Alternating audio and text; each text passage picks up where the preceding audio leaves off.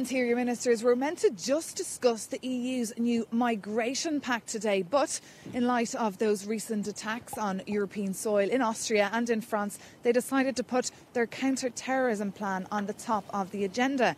And they'll be discussing and adopting an 8-page declaration that was penned by France, by Germany and Austria, and that will set the tone, really, if you like, for how they would plan to tackle terrorism in the next couple of weeks and months and years to come. Now, ahead of that meeting, I've been catching up with Ylva Johansson. She's the EU Commissioner for Migration and Home Affairs, and she said that at today's meeting, which is taking place virtually, she'll be telling EU interior ministers that on the 9th of December, she'll be coming out with her own counter-terrorism plan, a plan that really is a piecemeal approach, really copying and pasting previous measures that were already decided on but still haven't been implemented. And she really wants to see more power being given as well to Europol, the EU's law enforcement agency. We can take a little listen now to what she had to say.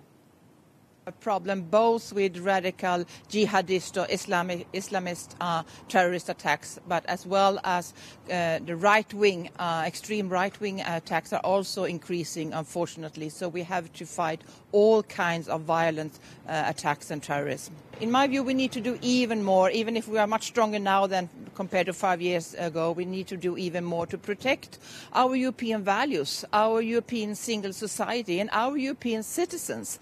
And they want us to do more and to cooperate even more. And I think this is necessary. Maybe Ylva Johansson there just mentioning homegrown terrorism, but is there anything like a consensus on measures which could be introduced on a European level?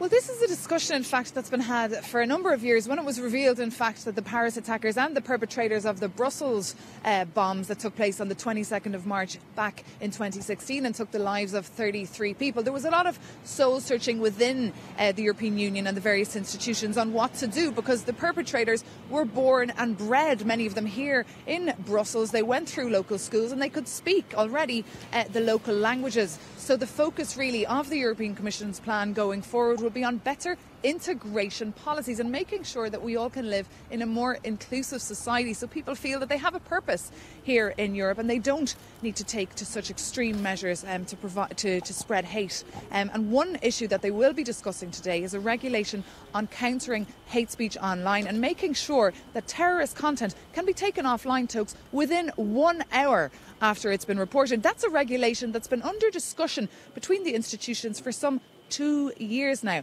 but still needs to be formally adopted.